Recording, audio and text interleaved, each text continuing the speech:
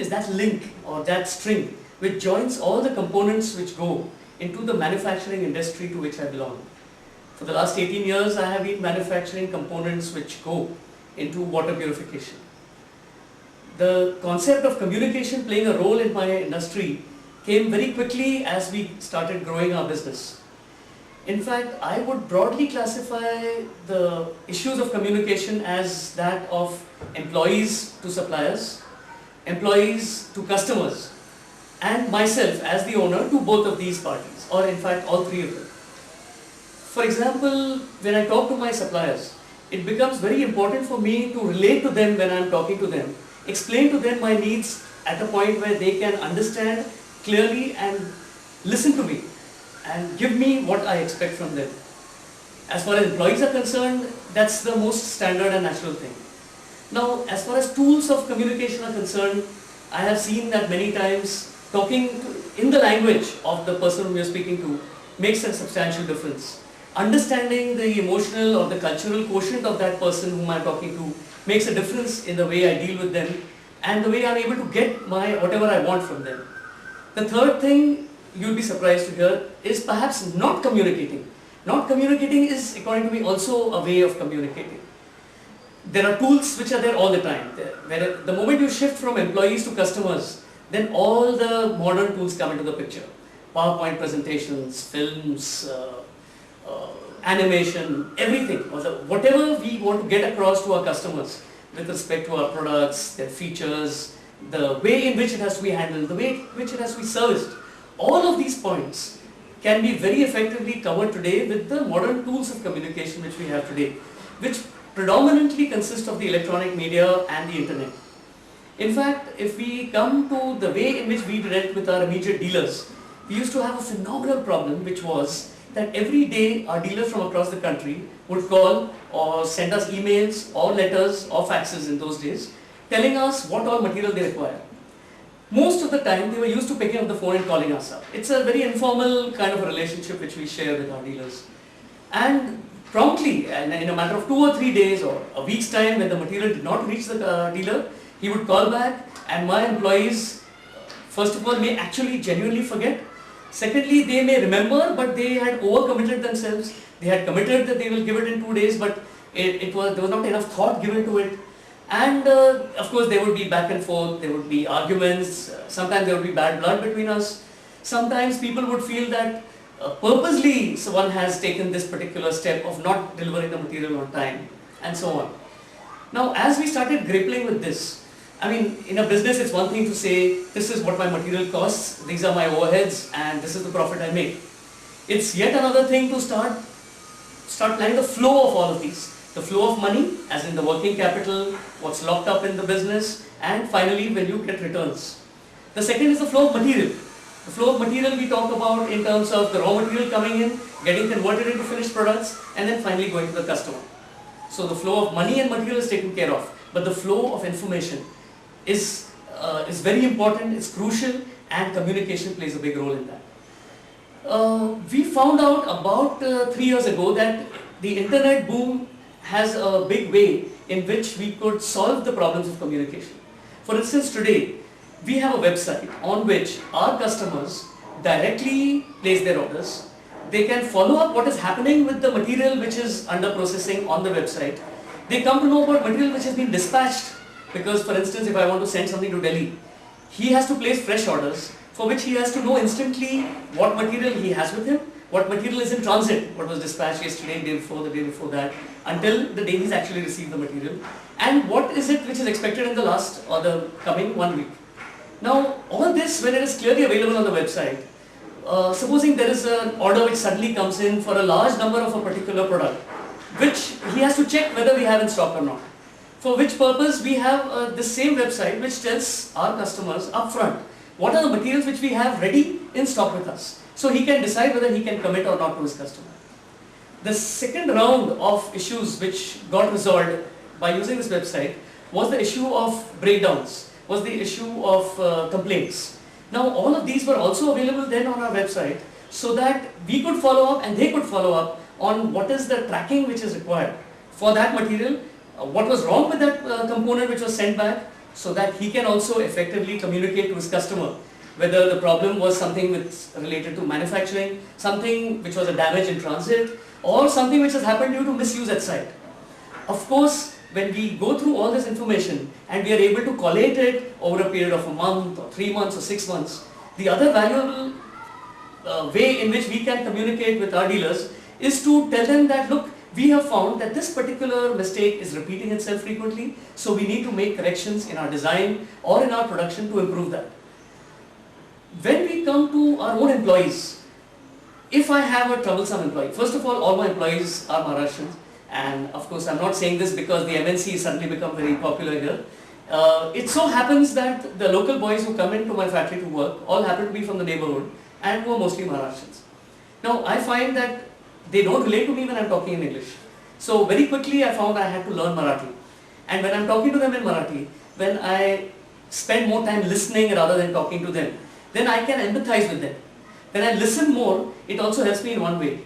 If an employee of mine is making excuses or lying to me, when I keep listening and make him keep talking, sure enough, to cover up one lie, he'll end up saying another and yet another, and he'll fumble. There's a saying that if you give a guy a long enough rope, he'll hang himself with it. So this is what helps me to understand whether on a particular issue my employee is right, whether he has a genuine problem, due to which he was not able to come, or due to which there was a mistake in production, or due to which there was a production loss. Now, having worked in a big company for 4 years before I came, the first thing which we have been taught is that when something goes wrong, you have to blame yourself first. What did I do wrong? What's wrong in my product? What's wrong in the way I communicate due to which a particular problem happened?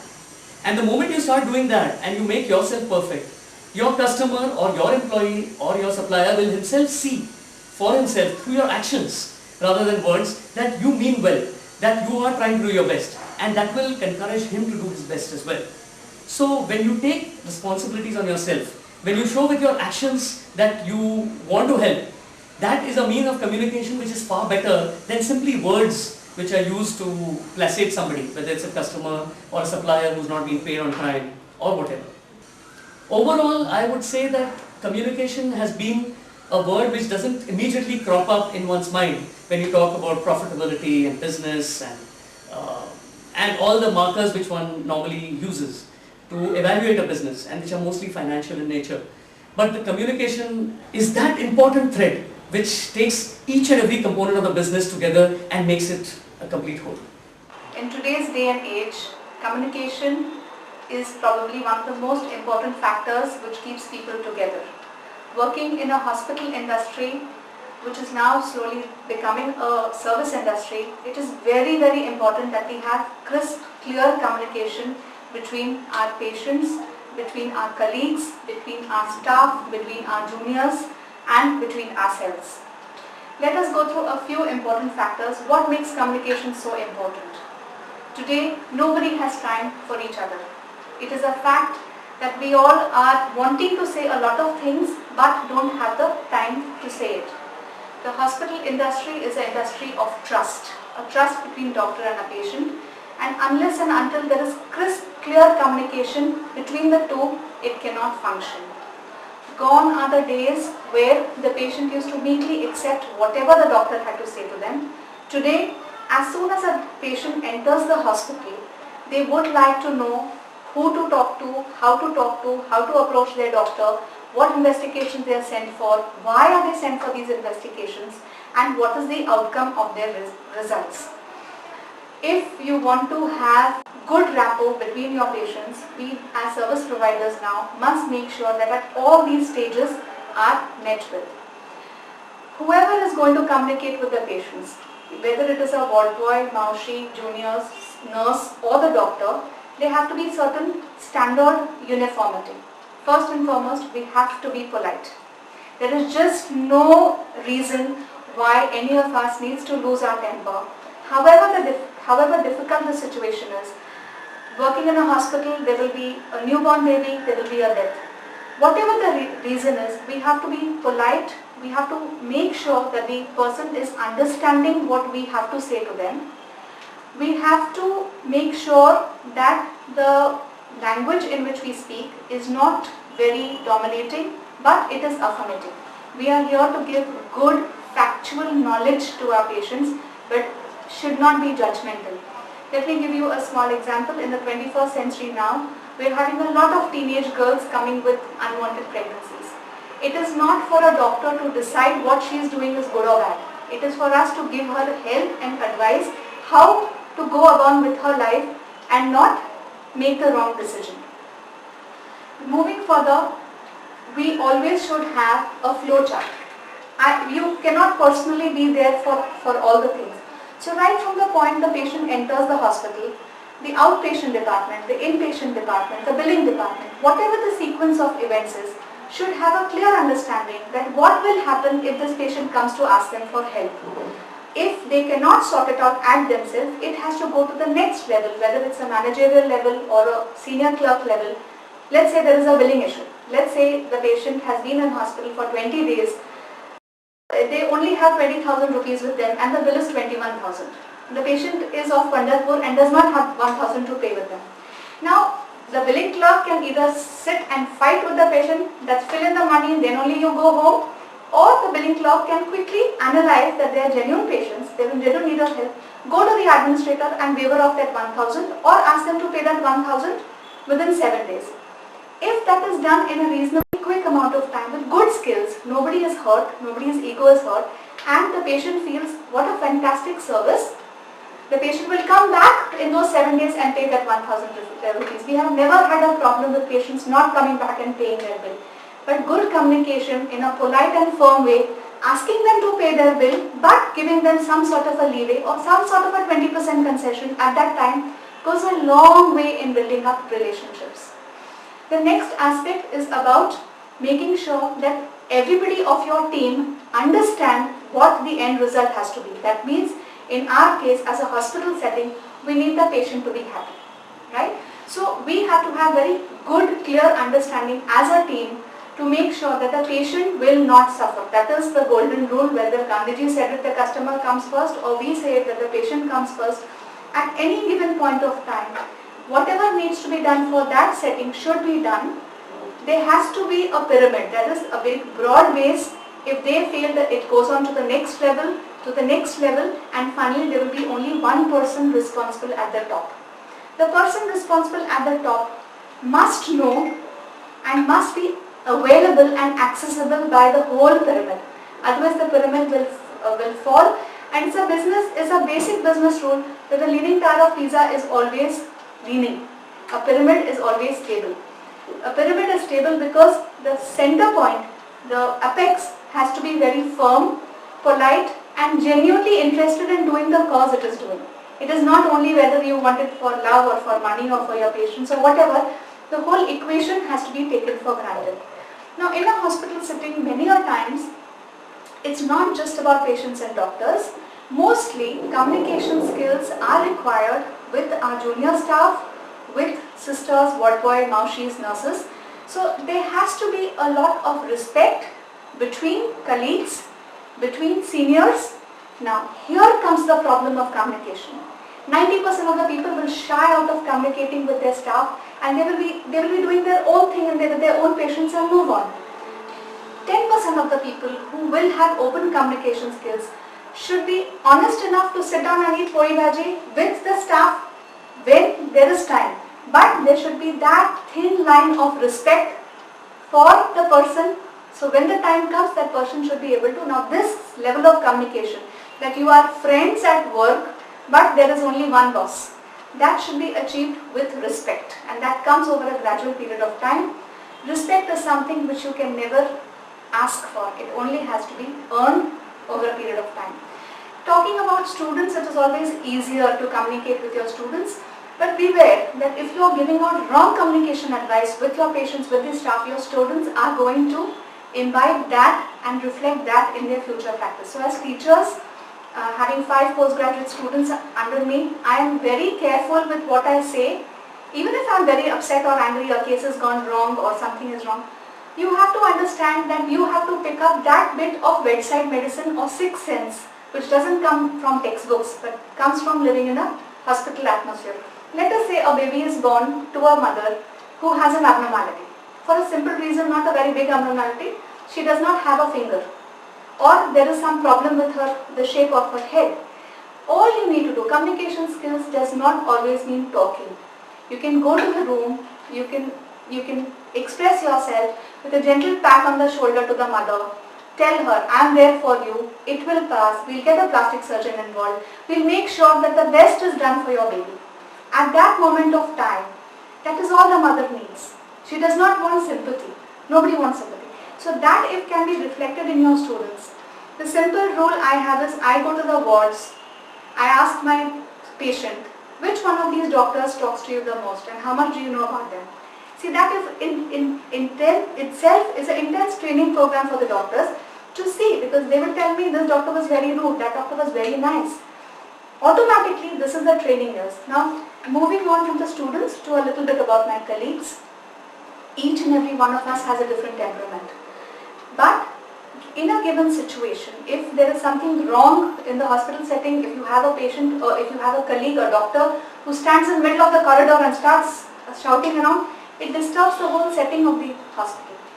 It is nicer to then firmly call that particular doctor, who may be junior to you, senior to you, your colleague, to a place, probably respecting his privacy, to a clinic cabin, and asking them not to do this in the future. But before doing that, as the head of the department, I have to know both sides of the coin. Never make a judgment by just asking for one person's opinion. Get the information, ask for both sides of the coin. Maybe there is a system error, a person error, or any other error. Get it right so you have open communication. This helps, one, that the ultimate goal of patient not suffering is maintained. Two, people know that if they raise their voice, it doesn't matter so much to the other people, but if it is genuinely incorrect, then things will be done, corrective measures will be taken so that the other people do not suffer. By good communication, the one good thing is there is no dearth of patients and there is no dearth of doctors. But when a patient gets up from your OPD sitting and says ki, Madam, तुमच्याशी बोलून ना खूप बरं वाटलं, that is your sort of an extra bonus degree you always achieve by getting that. Okay, I could communicate myself in a positive manner to my patient, whose blessings will go a long way in your career. So I would like each and every one of you to remember, however difficult the situation is, don't hide anything. Talk to the parents, talk to the mother. But at a given time, if something has happened and you are trying to shut yourself off, I'm not accessible, I'm too difficult, you are shying away from that situation. Make yourself available for that couple, go talk to them. I strongly believe that if there is a difficult situation, if you can communicate openly with any person, patient or otherwise, you will have 99% of your problems sorted. I didn't say 100% because you can't win all. There still will be some people who will just not, you cannot just get through them. My humble advice is, leave them alone.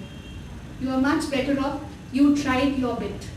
If you can't still get through, that's fine. Don't withdraw without giving in your 100. You give in your 100%, if they can't take it, finally it is their loss. I wish all of you all a good communication skills. I hope I have managed to at least, make sure that you have at least a few things you can take back home. Be positive in your approach, be open, be factual, know your facts, don't be judgmental about anything, be firm, but first and foremost, be polite. Thank you.